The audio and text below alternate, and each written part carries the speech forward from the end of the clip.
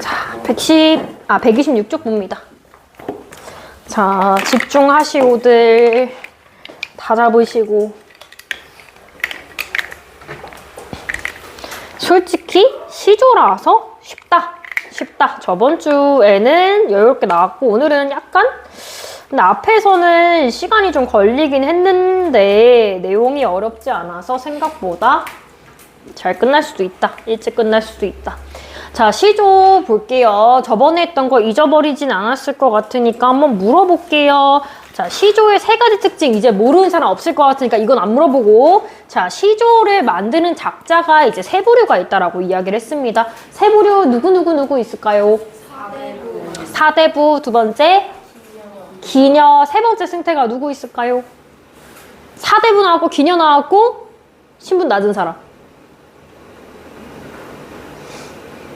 네?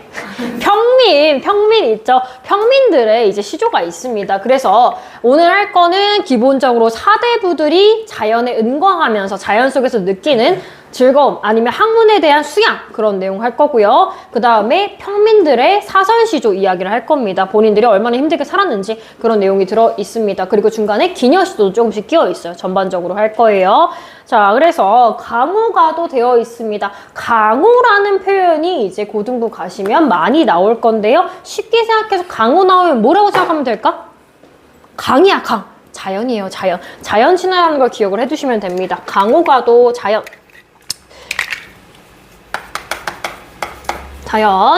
그래서 그런 주제를 가지고 있는데 여기서 어부가라는 표현이 있습니다. 기억을 해두셔야 돼요. 어부가라고 이야기를 했습니다. 자, 어부 얘기를 했는데 자연에서 우리 시조에서 이야기하는 어부는 진짜 낚시를 생업으로 하는 어부는 아니야. 그런 어부가 아니라는 걸 알아두셔야 돼요. 물론 낚시는 하는데 재미로 하는 거야. 왜 재미로 할까? 이거 누가 쓰는 거라고 했어? 이런 시조? 자연에 대한 친화? 사대부가 쓰는 거라고 했지? 그러니까 이미 조정해서 신하로서 일을 마치고 와서 자연에서 은거하면서 여유롭게 낚시나 해야지 하면서 한 거기 때문에 이렇게 표현해 볼게요. 직업적 어부가 아니었다. 얘들아, 직업적 어부면 뭐든지 알지? 취미로 하면 재밌는데 생업으로 하면 재미없는 거 알죠? 똑같아요. 그런 직업적 어부가 아니었고 그러면 재미없지. 시에서 물고기 얼마나 더 많이 낚았나 그런 얘기만 하겠지. 그런 내용이 아니라 얘는 취미적 어부라는 거죠. 쉽게 이야기해서 취미적 어부였다. 그래서 내가 물고기를 낚으면서 느끼는 자연이 중요한 거야. 자연 친화에 대한 내용이 중요하다. 그래서 특징이 뭐예요? 연시조입니다. 연시조라고 되어 있어. 세 줄 이런 식으로 나와 있지. 연속되어 있으니까 연시조다라는 걸 알 수 있습니다. 그래서 주제 자연을 벗으로 느꼈을 때 즐거움, 자연 친화의 즐거움이다 이렇게 얘기를 할 수 있습니다. 근데 보통 자연 친화에서 이야기하다가 끝나는 경우도 있고 사대부기 때문에 어디에 대한 얘기 있을 수 있어? 임금이나 속세, 세상에 대한 얘기 있을 수 있지 마지막에 조금씩 나옵니다. 그래서 자연 속에서 고기잡이를 하는 가어옹의 생활을 그린 작품으로 이렇게 얘기했어. 가어옹이라는 표현이 있습니다. 옹이란 얘기 제가 옛날에 한번 한 적이 있는데 옹이라는 거 누구를 가리키는 표현일까요? 옹. 자, 옛날 무한도전에 명수옹. 박명수 알지? 박명수의 별명이 명수옹이었어. 왜 옹이었을까? 명수, 그래. 무한도전을 안 봤기 때문에 모를 수 있죠. 명수, 봤어? 명수옹이라는 호칭이 붙은 까닭이 박명수가 약간 늙었잖아. 다른 멤버들에 비해서. 그래서 놀리려고, 나이 가지고 놀리려고 노인이란 표현을 쓴 거야. 노인을 공경할 때 옹이라는 표현을 쓰거든? 명수 노인이란 얘기야. 그래서 노인이야. 노인을 공경하는 표현을 옹이라고 하는데 어쨌든 뭐 늙은 어부의 삶, 그래서 자연 친화적인 삶이다 이렇게 보시면 돼요. 자, 그래서 어부단가로도 불린다. 어부의 이야기다 이렇게 불린다라는 거죠. 그래서 제5수에 나타나는 세상에 대한 근심은 연군의 자세와 연결할 수 있다 이렇게 얘기했습니다. 마지막에 자연 친화긴 하지만 연군 무슨 뜻이야? 누구를 연모한다? 임금, 즉 군자를 연모한다라고 하는 군자, 연모의 뜻을 가지고 있는 연군이다 이렇게 얘기할 수 있습니다. 그것이 같이 나와 있다. 자연 친화는 선생님이 생각했을 때 시조 내용들 중에서 제일 쉬워요. 해석만 잘 되면. 전반적으로 내용이 그냥 자연에 이렇게 거니는 것이 즐겁다라고 이야기하는 내용이기 때문에 자, 들어갑니다. 제 1수부터 들어가 볼게요. 자, 그대로 우리 읽자라고 얘기를 했습니다. 이 중에 시중 없으니 선생님 어떻게 읽었어? 이 중에 자연스럽게 읽으면 되는 겁니다. 이 중이라고 바꿔 읽었어요. 보니까 원래 디귿이었는데 얘가 지읒으로 바뀌어서 읽었을 때 조금 더 자연스럽다. 내가 저번에 이거 했다? 문법 얘기 조금씩 들어간다라고 했어. 디귿이 아니라 원래 지읒이 맞는데 이때는 디귿으로 썼네. 뭐가 적용이 안 된 걸까? 구개음화 기억나지 얘들아, 그치? 구개음화가 적용이 안 된다라고 알 수가 있겠죠. 다시 한번 써드릴게요. 구개음화가 뭐예요? 디귿티읕이라는 애들이, 시조음인 애들이 형식 형태에서 이를 만나가지고 구개음으로 변하는 거, 지읒, 치읓으로 변하는 이야기를 했었습니다. 구개음화가 적용되지 않아서 자연스럽게 읽으면 된다.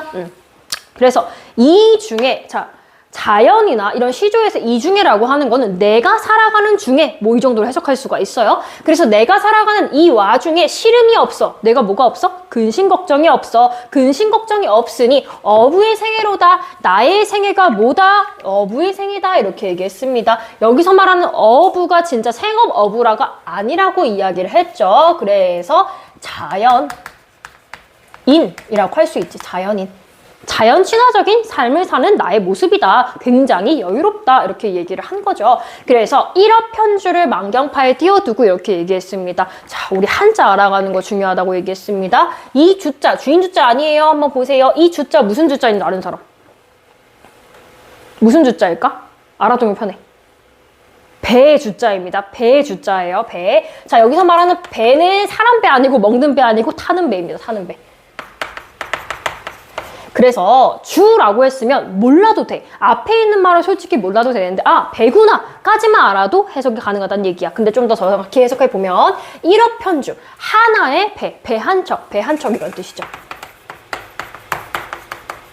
자, 배 한 척을 만경파에 띄워두고 라고 했습니다. 만경파 저번에 1만만 이야기했었고요. 그 다음에 이거 파는 뭘까요? 파장, 파동 할 때 파야. 파도를 생각하시면 됩니다. 파도예요, 파도. 그러니까 파도에, 넘실거리는 파도에 띄워두고 생각을 하는 거야. 봐봐. 내가 어부가 되어가지고 이 뭐 연못이나 바다에다가 배 한 척을 띄워가지고 내가 어떻게 했어? 거기에 있었어. 자, 인세를 다 잊었거니 낡아는 줄을 알랴. 내가 뭐 하고 있다고 했지? 어부의 생애로다라고 했으니까 낚시하고 있다라는 거죠. 낚시하면서 내가 세상에 있는 것들, 인세라고 했으니까 뭐라고 할 수 있을까요? 인간 세상이다. 이렇게 이야기할 수 있겠죠. 인세의 세상, 속세. 속세를 다 잊었거니 그대로 자연스럽게 잊자라고 했어? 다 잊어버렸어. 왜? 뭐 하느라고? 뭐 하느라고? 뭐해? 낚시하느라고, 낚시하면서 자연 친화하느라고 그런 것들을 다 잊어버리고 뭐 한다?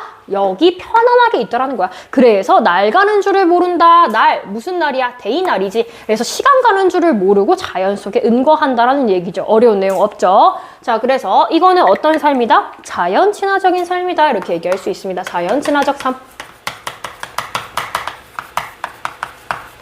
자연 친화적인 삶에 대해서 이야기하고 있어. 내가 그래서 여유롭게 낚시질을 하고 있는 모습. 그리고 혹시 너희들 알 것 같아가지고 안 썼는데 나랑 수업 많이 했으니까 알고 있죠? 한 번만 쓸게요. 그래도 연두색 형식인 거 알 거고, 그 다음에 주황색 중요한 거. 빨간색은 이제 인세라고 했으니까 부정적인 것들이죠. 그 다음에 그거랑 대비되는 자연의 모습 긍정. 파란색. 간다는 거 알아두시고. 그래서 1수에서는 내가 어부로서 이렇게 삶을 살았어. 그 다음에 또 9번은 천심록수 돌아보니 만첩청산 되어 있습니다. 굽어본다 얘들아. 굽다라는 게 뭐예요? 허리를 굽히다라는 거잖아. 내가 이렇게 쭈그려가지고 보니까 허리를 굽혀서 보니 굽어보니 전심녹수 얘들아 몰라도 하나만 가지고 충분히 해석할 수 있다라고 이야기했다. 전심녹수 다른 건 다 몰라도 1천천을 알 거고 그 다음에 풀을 녹지 알 거고 물 숫자 많이 안 해. 자, 다른 거 몰라도 물 숫자는 알 거 아니야. 자, 물이 있고 자 앞에 이렇게 내가 허리를 굽혔더니 물이 있다라는 거야. 자, 푸른 물이 있고 돌아보니 뒤를 딱 돌아봤더니 뭐가 있더라? 뒤에는 만첩청산이 있더라. 푸른 뭐가 있더라? 산이 있더라. 근데 일만처럼 아주 크고 첩첩 산중 이런 표현이 있죠. 아주 둘러싸인 산이 있더라 라고 이야기를 하는 거예요. 우리 상상해 봅시다. 사람이 내가 이렇게 있었어요. 있었을 때 앞에를 바라보니까 뭐가 있더라. 물이 흐르고 뒤에는 이렇게 산이 있더라. 자, 사회 시간에 이런 표현 합니다. 근데 고전 시가에도 많이 나와요. 우리 조상들이 말하는, 흔히 말하는 명당이라고 하는 장소가 이렇게 생겼죠. 앞에는 물, 뒤에는 산. 뭐라고 할까? 풍수지리 할 때 나오는 거야. 풍수지리설에서 이렇게 얘기해. 배산임수라는 표현이 있습니다. 써줄게요. 자, 배산임수라고 하는 것은 봐봐. 배 뒤에는 산을 두고 내 앞에는 물을 둔다는 거야. 여기가 명당인 이유는 봐봐. 산이 있으니까 바람 그런 것들 막아주지. 1차로 막아주고 물이 있으니까 사람이 생활하기에 너무 좋아. 필요한 거니까. 배산임수라고 얘기할 수가 있죠. 아주 좋은 곳에 내가 살고 있어. 근데 이런 좋은 곳에 살다 보니까 십장홍진이 얼마나 가렸는고 이렇게 되어 있습니다. 십장홍진 들어봤다. 홍진 그대로 해석하면 무슨 뜻일까? 그대로 해석하면 붉은 홍자에다가 먼지 진짜야. 분진할 때 진 있지 얘들아. 붉은 먼지다 이런 뜻이죠. 붉은 먼지. 그럼 선생님 왜 붉은 먼지예요? 여기서 따온 거예요, 아이나? 자, 붉은 먼지라고 하는 것은 사람들이 많기 때문에 거기 안에 사람들이 막 복닥복닥 사니까 먼지가 많이 일어나는 거야. 부정적으로 생각하는 거지. 어딜까? 사람들이 많이 사는 자연이 아닌, 그렇지, 속세가 되는 거야. 홍진 기억하라고 했어요. 속세. 국어에서 많이 나오는 표현이었지, 홍진. 그래서 이런 속세가 얼마나 가려져 있는고, 가렸는고 이렇게 얘기할 수 있어. 자, 뭐를 가렸어? 자연, 배산임수가 이렇게 너무 멋지게 있으니까 이런 홍진들, 내가 살아왔던, 신하로서 살아왔던 그곳이 보여 안 보여? 눈에 보이지도 않는다라는 얘기야. 그래서 굉장히 자연 속에 만끽하고 있다. 그래서 강호에 월백하거든. 강호, 강, 바다 이런 거라고 생각하면 된다고 했어. 자연에 월백하다 그대로 해석해 봅시다. 달 월자에다 무슨 백? 흰 백, 일백백은 아니잖아. 여기 짝대기 하나 더 있어야 되잖아. 얘는 백자야. 그래서 달이 하얗다. 그대로 직역해서 해석하면 돼요. 달이 하얗게 빛나거든. 달이 하얗게 빛나거든. 더욱 무심해라 되어 있습니다. 자, 무심해라 중요했어. 내가 얘기했는데 보통 이 무심하다가 우리가 현대에서 쓰이는 너 나한테 왜 그렇게 무심해? 달라졌어? 그게 아니라 보통 자연 친화에서는 이 무심이 다른 뜻을 가지고 있다라고 했는데 뭐였는지 기억나는 사람? 그렇지. 욕심이 없다라는 뜻이었습니다. 없을 무자 해가지고 욕심이 없다 이런 뜻이죠. 그치? 내가 이렇게 자연 속에 거닐고 있으니까 속세에 있던 부귀영화 생각나왔나? 안 나. 욕심이 없어진다라는 얘기가 되겠죠. 정리하면 두 번째, 내가 어디에서 산다? 자연 속에서, 자연에서 살면서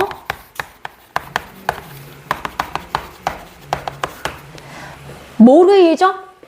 세상을, 속세를 망각 혹은 잊음, 망각이라고 써볼까요? 망각, 잊어버리다. 자연 속에 살면서 내가 속세를 잊어버렸어. 그러면서 내가 더욱 만끽하는 거야. 다 그런 내용이야. 자, 청아에 밥을 빼고 밥을 싸고 농류에 고기 꿰어 이렇게 되어 있습니다. 여기는 읽는 게 조금 어려운데 별건 없어요. 청, 무슨 청? 풀을 청, 그치? 그 다음에 하는요, 이파리 생각하시면 되는데 연잎이에요, 연잎.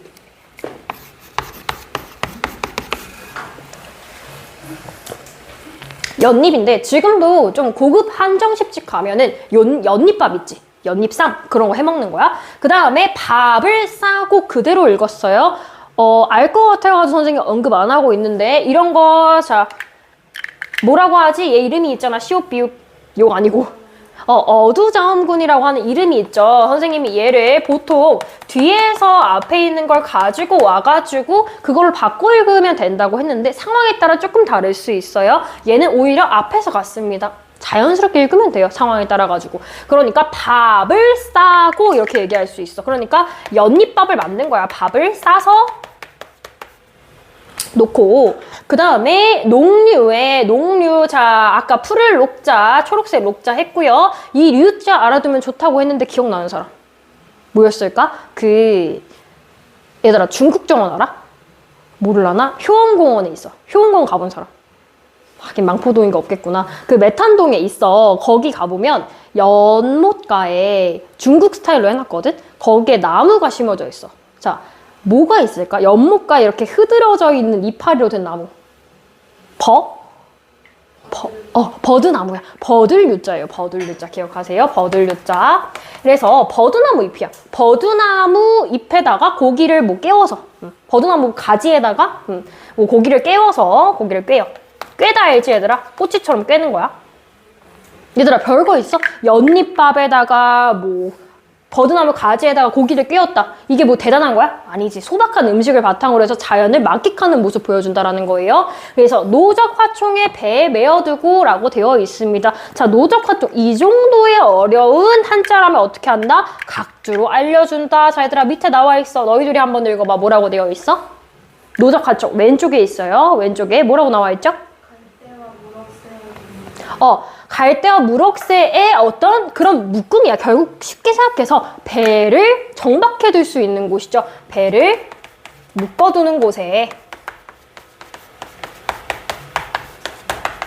자, 배를 묶어두는 곳에 배를 메어두고, 자, 이제는 어떻게 하는 거야? 아직까지 배에 타 있다가 이제 나온 거야. 나와가지고 배를 메어두고, 그 다음에 일반청 의미를 어느 분이 알으실까? 이렇게 되어 있습니다. 이 정도도 보통 서술을 해주는데, 우리는 바로 한번 써봅시다. 일반청 의미라고 하는 건 이 자연에서의 만끽하는 즐거움, 자연에서의 즐거움을 뜻합니다. 자연에서의 즐거움. 이런 즐거움을 어느 분이 알으실까? 어느 분이라는 거는 분이 이어졌게 한 건데 어느 분, 어느 사람이 이런 뜻이죠. 어느 사람이 알으실까? 이렇게 얘기할 수 있습니다. 다른 사람이 내가 이렇게 자연 속에서 느끼는 즐거움을 똑같이 알 수 있을까? 있을까? 없을까? 없다라는 거지. 무슨 법? 설이법. 다른 사람은 몰라. 나만이 즐거움을 알지. 이렇게 얘기를 하는 거야. 약간 의수되는 거죠. 나만이 이 자연의 즐거움을 만끽할 수 있다라고 하는 겁니다. 그래서 다시 한번 자연의 즐거움을 누구만이 알고 있다? 자기만이 알고 있다라는 거야. 자연의 즐거움을 뭐다? 자신만이 알고 있다. 자신만이.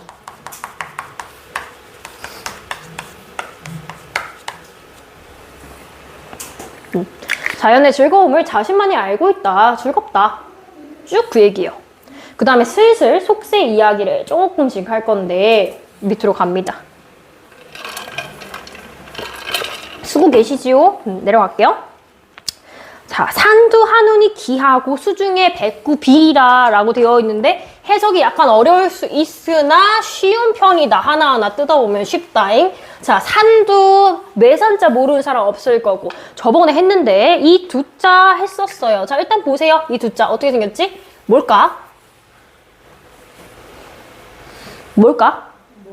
머리 두자야. 맞아요. 그래서 산의 머리? 쉽게 생각해 산의 봉우리 이런 뜻이죠. 산의 봉우리에 자연이죠. 산 봉우리에다가 한운이 기하고 한운이라고 했으니까 뭐 차가운 운이라고 했어. 이 운이 뭔지 봐요. 이거 알잖아요. 뭐예요? 구름운이지. 차가운 어쨌든 구름이야. 자연이죠. 자, 봉우리에 구름이 기하고 뭐 기하다 올라가고 뭐 이 정도야. 올라가고. 그 다음에 수중에 백구이 비료다. 자, 수중 어디야? 물속 안에는 백구 중요하다. 자, 백구라고 하는 거 백구, 항구, 흑구 할 때 개가 아니라 그 백구가 아니라 그건 순우리 말이고 얘는 한자죠. 백구가 뜻하는 새가 있습니다. 뭘까요? 뭘까?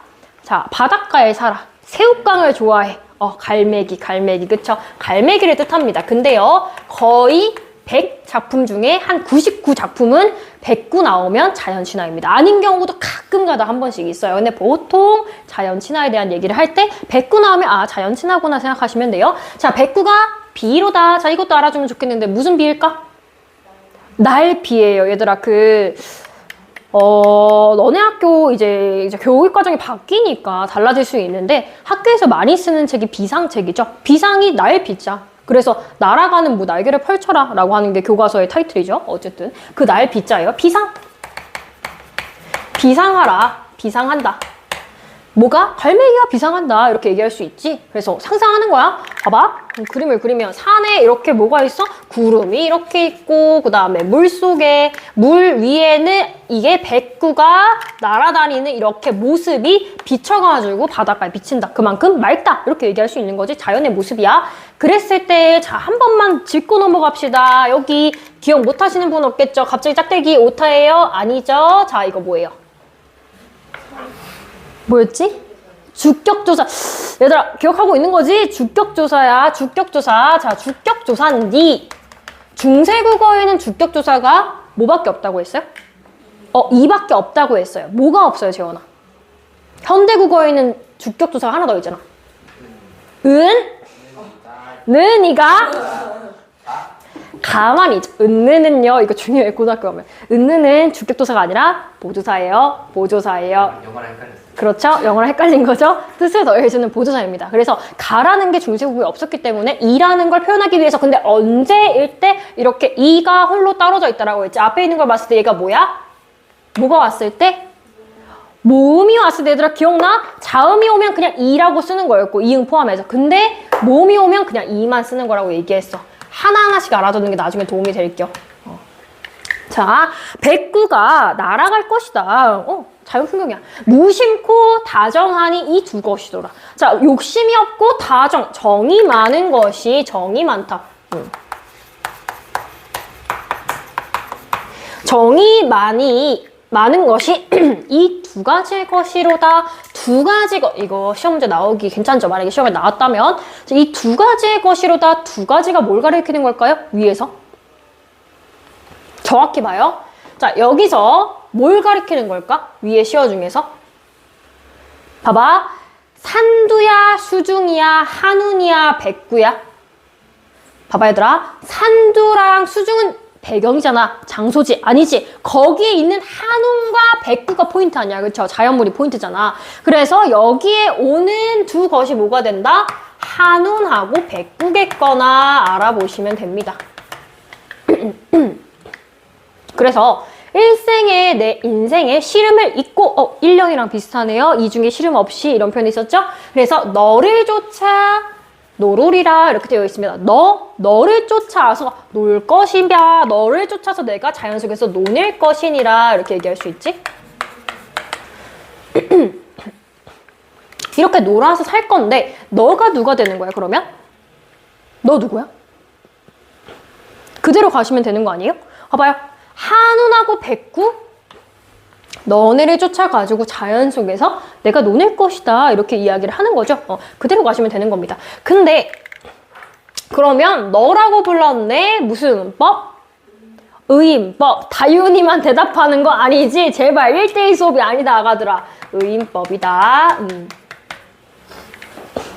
그래서 얘 너를 불러가지고 그만큼 자연에 대한 친근감 나타내고 있고 그 다음에 마지막 나왔다. 이제까지는 뭐야? 자연에서 내가 낚시하고 배산임수하고 쭉 좋았다. 근데 마지막에 딱 걱정이 되는 거야. 자연을 즐기고 나서 장안을 돌아보니 장안이란 표현이 있죠. 이 장안이라는 거는 뭐 중국의 표현이긴 한데 어쨌든 장안의 화제다 이런 표현이 있죠. 기사문 같은 데 보면은 사람들의 많이 모이는 도심 같은 데를 얘기하는 거야. 도시, 수도. 자, 도시를 내가 돌아봤어. 자연 앞에 있는. 그랬더니 북걸이 천리로다 되어 있습니다. 북걸 몰라도 돼요. 북쪽인데 걸이 있네요. 자, 걸 언제 많이 쓰는 표현일까? 임금이 사는 궁궐 할 때 쓰는 표현이 걸이자죠. 거기에서 유추하면 되는 거야. 결국 누가 계신 곳이야? 임금이 계신 멀리 있는 한양을 바라본 거야. 임금이 계신 곳. 자, 임금이 계신 곳이 천리로다. 왜? 내가 지금 산속에 들어와 있으니까 임금이 계신 곳이 엄청나게 멀어. 엄청나게 먼데 근데 어주에 누워신들 또 나왔다. 어주. 이거 무슨 주? 배주. 아가들 대답 좀 배주자잖아. 앞에서 했잖아. 근데 어주자야. 고기 어자니까 고깃배야. 고깃배. 그러니까 내가 낚싯배에 있는 거지. 낚싯배에 이렇게 누워있어. 자연을 즐기고는 있지만 한편으로는 걱정이 되는 거야. 내가 이제까지 조정에서 일을 했으니까 잊은 적이 니슨 스치 잊은 적이 있으랴. 잊은 적 있어 없어? 없어. 사실은 한편으로는 우리 한양 잘 지내고 있나? 우리 임금 괜찮나? 우리 백성 괜찮나? 그런 걱정을 한다라는 거야. 그러니까 여기도 또 서리법이네요. 그죠? 자, 잊은 적이 있겠느냐? 없다. 근데 마지막에 결론 뭐라 그랬어? 자, 세 글자 지키고 있네. 잘 보이지? 두어라. 이렇게 얘기했어. 자, 두어라? 갑자기 뭘 둬? 냅둬라 이거야. 냅둬라. 냅둬라.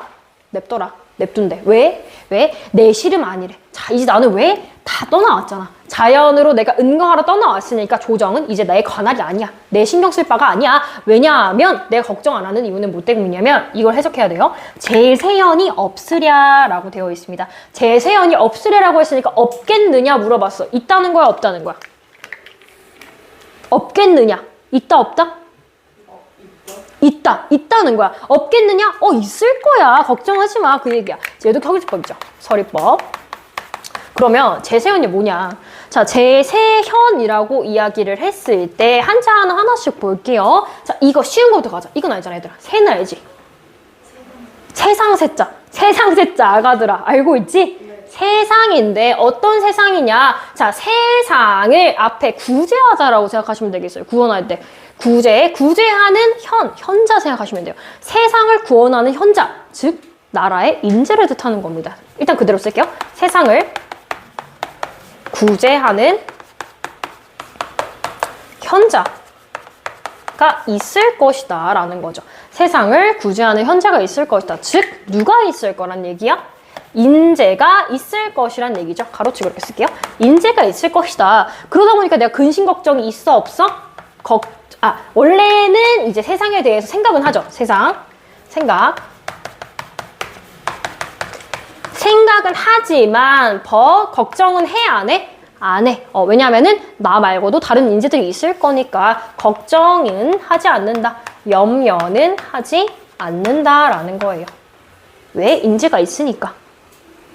됐나요? 어려운 내용 없죠? 자연 친화에 있고 마지막에 나라 걱정하지만 그래도 괜찮다. 다른 뭐가 있다? 인재들이 있을 것이다. 나 말고도. 됐나요? 어려운 내용 없지요? 자, 이해됐을 거라 생각하고 넘어갈 건데 넘어가기 전에 자, 이제까지 배운 거 테스트.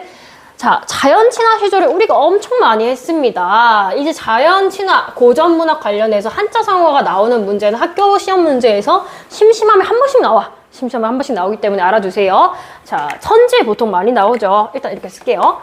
자연 친화와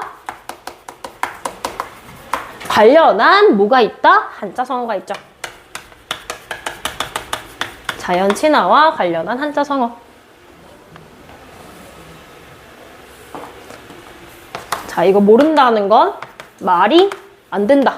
난 점검하려고 써놓은 거야. 자, 자신의 처지에 대해 가지고 만족한다라는 뜻을 가진 유사한 두 개의 한자 성어가 있죠. 자, 첫 번째 예언이가 대답을 했으니 하나 말씀해 보시죠. 안빈낙. 그렇지. 안빈낙도 잘한다. 자신의 처지에 대해서 만족하는 겁니다. 이거랑 똑같아요. 안분, 그렇지. 안분, 지조. 여기까지는 이제 너희들이 마스터를 했어. 좋아. 자연 친화하면 두 개씩 한자 성어가 무조건 튀어나와야 되는데 거기다가 하나 더 해볼게. 내가 자연 속에 살다 보니까 굉장히 소박한 음식을 먹어. 뭐 표주박에 담긴 음식이나 물 같은 걸 먹어. 그래서 굉장히 소박한 음식을 가리키는 이런 표현이 있어요. 단사표현 맞습니다. 단사표음이라고 합니다. 단사표음. 표주박 같은 데에 담긴 아주 보잘것없는 음식. 그러니까 자연 친화적인 음식이라는 뜻이에요. 단사표음까지 알아두면 좋겠다. 됐나요? 됐나요?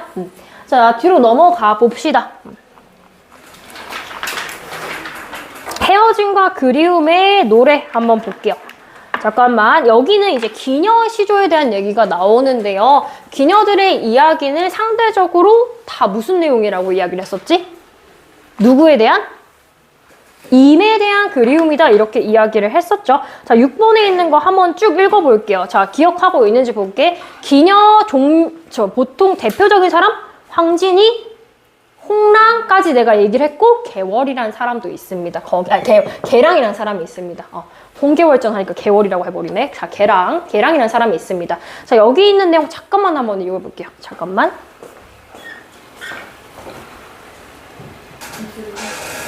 그래서 기녀 시조를 보면은 이제 3명 나와 있는데 다 기녀니까 무슨 시조야? 선비랑 이야기해야 되니까 다 평시조. 야, 다윤이만 대답하는 거 진짜 아니라 했다, 나. 남자애들 너네 얘기하는 거야. 너네. 자, 평시조. 네? 자, 앞에 봐요.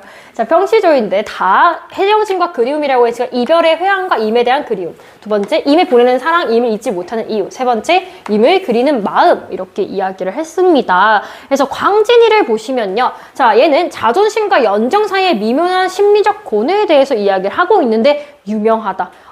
작년까지만 해도 이게 기출에 나왔어요. 세트로 해가지고 나왔는데 올해 교과서 수록 작품들을 보니까 들어가더라고요. 네, 중요합니다.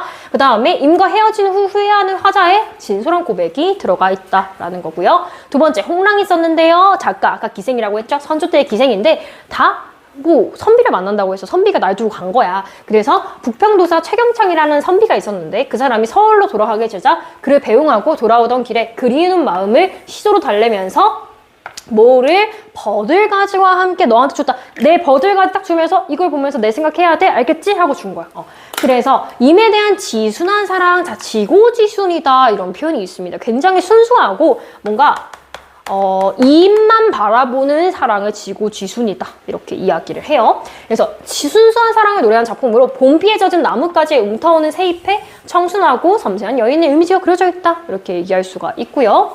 그 다음에 세 번째, 개랑. 자, 백꽃이 비처럼 흩날릴 때의 이별의 정한, 낙엽지는 가을날의 임을 그리워하는 마음에 대해서 이야기를 하고 있는데요. 이거 아마 한 번쯤 해본 적이 있으실 거예요. 그래서 멀리 떨어져 있는 임과의 재회에 대한 염원, 임과 헤어진 지 오래됐는데 너를 만나고 싶다. 이렇게 이야기하는 시조가 있다라는 겁니다. 자, 내용 볼게요. 자, 가나다. 내용은 어렵지 않으나 가가 조금 중요합니다. 봐요. 자, 어저내일이야 그릴 줄을 모르던가 이 구절이 제일 유명하죠. 봐봐요. 여기 들으면 약간 익숙해야 되는데 어저라는 표현이 있습니다. 어저버랑 비슷한 거에 무슨 사? 감탄사. 그쵸? 아이고 이 정도라고 했어. 감탄사. 아이고 내일이야. 이거 설명했는데 아이고 나의 일이야 라고 하는 거야. 이거는 내 스스로 보고 한탄하는 거지. 선생님이 이렇게 권해담이니까 아이고 회담아 왜 그랬냐 이 정도야. 그러면 내일이야 라고 하는 거는 누구야? 황진아 왜 그랬니 이런 거지. 아이고 나의 사연이야. 나의 상황이야.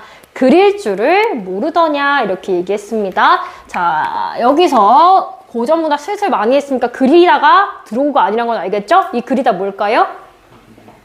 그리워하다. 그렇지. 그리워할 줄을 몰랐느냐. 너 그리워할 줄 몰랐니? 그것도 모르고 이별한 거니? 스스로 자책하는 거야. 그리워할 줄 몰랐더냐. 이시라 하려면 있으라고 했다면 가지 마세요 라는 한마디만 했다면 봐봐. 가랴마는 이미 가겠냐마는 근데 여기 중요하다. 기억. 제구태여. 이미 구지가 될 수도 있고 내가 구지가 될 수 있어. 봐봐. 해석이 두 가지야. 주체가 내가 굳이 임을 보냈거나 아니면 이미 안 갈 거였는데 이미 굳이 쓸데없이 가게 되었다. 두 가지로 해석이 될 수가 있어요. 근데 어떤 방식으로 두 가지 해석되는지는 조금 이따 다시 할게요. 마지막 줄 하고. 중요해. 그래서 내가 구태여 보내고 그 사람 보내고 그리워하는 마음은 나도 모르겠다 하노라. 나도 내가 보내놓고도 내가 왜 그랬지? 내 마음을 나도 모르겠어.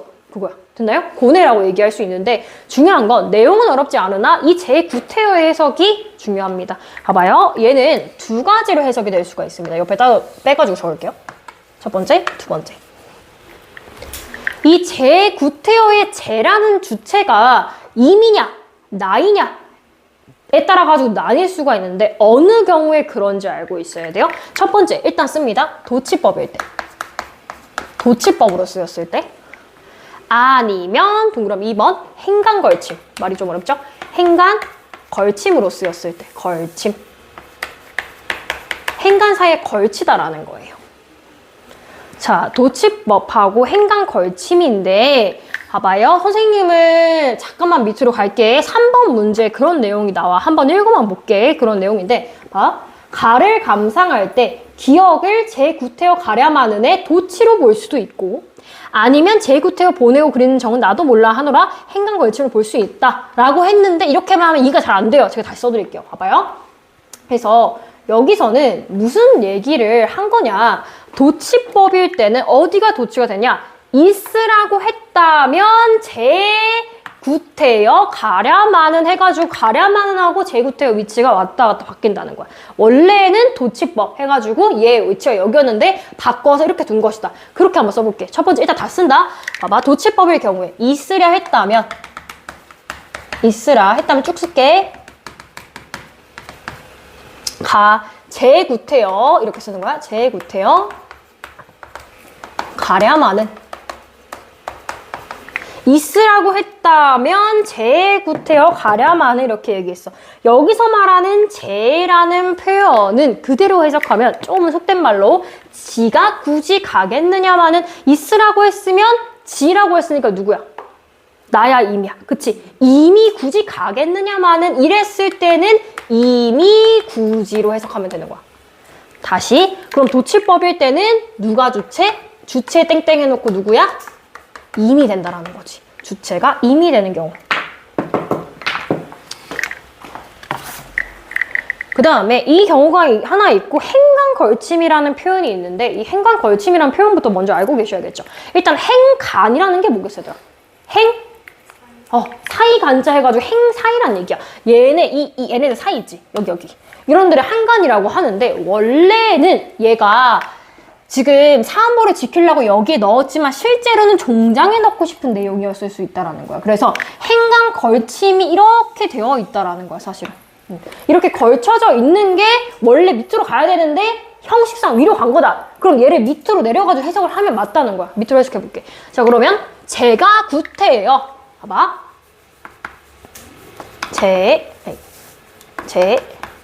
구태여 보내고 그리는 정은 나도 몰라 하노라. 이렇게 해석할 수 있다는 거죠. 그렇죠? 그대로 쭉 쓰는 거예요. 재구태여 여기서는 내가 되는 거야. 재구태여 내가 굳이 임을 보내고 그리워하는 정은 나도 몰라 하노라. 그러면 여기서 얘가 내가 굳이가 되는 거죠.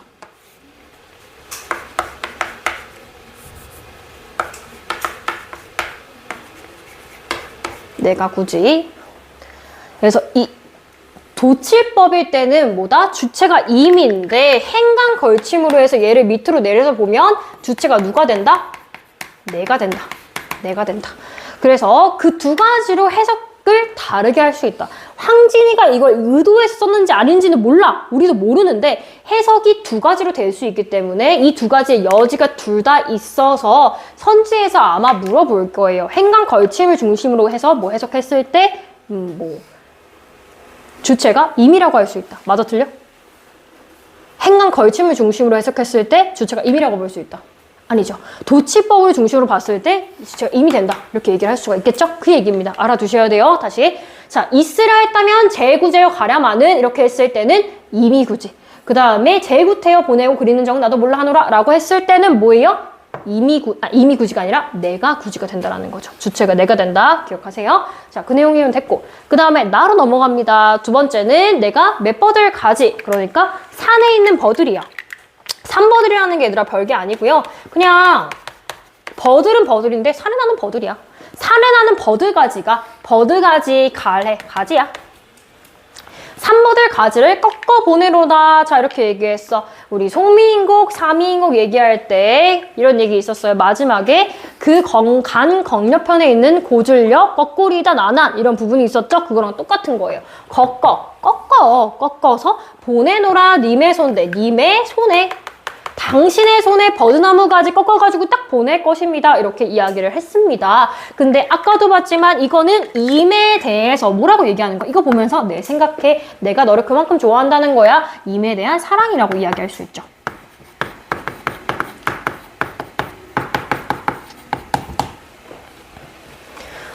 그리고 네가 이 버드나무 가지를 그냥 막 내팽개치는 것이 아니라 맨날 봐야 돼? 꼭 물병처럼 봐야 돼. 어떻게 보냐면 너 네 방 창문 있지? 창문 밖에 이 버드나무 딱 보이게끔 심어놔. 이렇게 심어놔. 이렇게 심어놓으면 뭐래? 자신은 창밖에 심어두고 어떻게? 봐주세요 라고 얘기해서 창밖에 심어두고 보다가 밤비, 자 뭐가 내렸어? 밤에 이렇게 비가 내렸어, 그죠? 비가 이렇게 내리면 뭐가 자라? 식물이 자라겠지. 그래서 새 이파리 잎으로 된 꽃, 새 이파리나 꽃이죠. 새 잎꽃이 나거든. 거기에 이 버드나무 가지에 버드나무 꽃이 이렇게 자랐어요. 그게 나면은 나인가도 여기 서서 무슨 말이야? 나인가도 여기 서서 무슨 말이야? 내가 너를 그만큼 떨어져 있지만 좋아하는 마음에 너랑 있고 싶어가지고 내가 꽃이 되어가지고 핀 거니까 나라고 생각하고 잊어버리면 돼? 안 돼? 안 돼 라고 얘기를 하는 거야. 그래서 사실은 나는 떨어져 있지만 누구랑 같이 있고 싶어? 임과 어떻게 하고 싶어? 함께 하고픈 거지. 제외하고픈 이렇게 써볼게요. 제외하고픈 뭐? 화자 혹은 심정 다 되죠? 화자라고 얘기할 수 있고 그래서 이 버드나무 가지를 화자가 직접 갈 수는 없지만 대신 보냈다. 화자와 똑같은 역할을 한다. 화자의 분신 이렇게 얘기할 수 있죠. 버드나무 가지 꺾어가지고 님의 손에 보내겠다. 그 다음에 세 번째, 이거 유명하다. 자, 이화우 흙불일제 재 울며 잡고 이별한 님. 이 구절이 유명하죠. 자, 이화우라는 거부터 먼저 해석해야 되는데 이거 배이자예요. 배이자. 페어. 여기서는 그 배꽃이야. 먹는 배. 그 다음에 꽃화. 배꽃이지. 그 다음에 무슨 우자? 비우자잖아. 봐봐. 배꽃비야. 배꽃비. 그대로 해석하면 배꽃이 이제 피는데 그게 뭐처럼? 비처럼 떨어지는 모습이라고 이야기를 한 거야. 근데 이화하면 알아두세요. 이화, 얘들아 꽃이야. 언제 필까 생각해봐요. 언제 펴요 꽃? 봄에 피죠. 똑같아요. 이화도 계절이 봄입니다. 봄에 펴요. 자, 이화우가 막 쫙 흩뿌리는 거야. 바람에 벚꽃 휘날리듯이 막 흩뿌렸어. 그때 울며 붙잡고 너 나랑 이별하기 싫은데 해서 이별했어. 굉장히 시적이죠. 그런 문학적 상황에 너랑 나랑 아주 슬프게 이별을 했는데 시간이 지났어. 추풍 낙엽이라고 했어요. 뭐야? 무슨 추? 가을추, 바람풍, 그 다음에 떨어질 락, 이파리 할 때 엽이죠. 그러니까 떨어지는 가을 이파리에 대해서 얘기하고 있어. 시간이 얼마나 지났어? 가을이 된 거야. 봄에서 가을로 지났습니다. 자, 이렇게 시간이 변했다라고 이야기하는 것은 무슨 말이야? 임과 나의 이별 상황이 어떻게 됐다? 굉장히 길어졌다라는 거죠. 그래서 이별의 상황이 길어졌다, 커졌다라고 이야기를 할 수 있습니다. 이별의 상황이 커졌기 때문에 어떻게 되는 거야? 임하고 나와의 이런 슬픔, 외로움, 그리움의 감정이 점점 더 심화된다는 거 알 수 있죠. 그 다음에 하나 더. 자, 이와 우가 얘들아 어떻게 되는 거야? 나무 위에서 떨어지는 거야. 그 다음에 추풍 낙엽도 마찬가지야. 가을바람에 떨어지는 거지. 다 어떤 이미지지? 그렇지. 내려간다라고 했으니까 다 하강적 이미지를 썼다라는 거야. 그렇죠? 하강적 이미지. 그러면 하강적 이미지를 썼을 때 왜 다른 것도 아니고 상승도 아니고 하강을 썼을까? 내려가는 거잖아. 지금 나랑 너의 기분이 어때? 다운되어 있잖아. 거기에 맞춰가지고 이별의 정서를 심화하기 위해서 그렇게 했다라는 거죠. 이별의 정서 심화를 위해서 그렇게 했다. 그래서 울며 잡고 이별했는데 자, 추풍나벽에 저도 나를 생각하는가? 임도 나를 생각하고 있을까? 가을이 돼도 만나지 못했다라는 거죠. 천리의 외로운 꿈만 오락가락 하는구나 되어 있습니다. 여기서 시에서 특히 이별과 사랑에 대해서 이야기하는 시에서 천리라는 표현 혹은 천리말리 이런 표현들이 있습니다. 실제로 임이랑 나랑 떨어져 있는 거리가 멀긴 하겠지만 천리가 되는지 알아 몰라? 해봤어? 모르지. 잘 모르지. 실제로는 천리가 엄청 넓어요. 그 정도까지는 아닐 거예요. 몇백 리겠지. 근데 그런 걸 갖다가 천리라고 표현한 이유는 실제 물리적 거리가 아니라 무슨 거리를 나타내고 싶었던 걸까? 정서적, 심적 거리가 그만큼 멀다라는 얘기를 하고 싶었다라는 거죠. 임과 나의 심적 거리.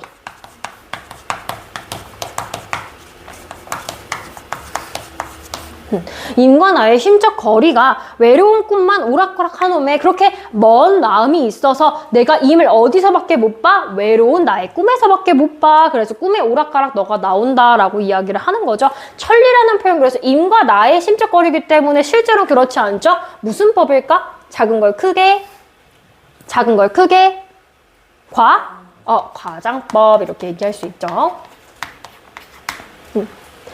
끝. 그래서 이별과 헤어짐, 그 다음에 임에 대한 사랑, 그리움, 그런 것들을 보여주는 시조 3가지, 기녀의 시조 3가지 했습니다.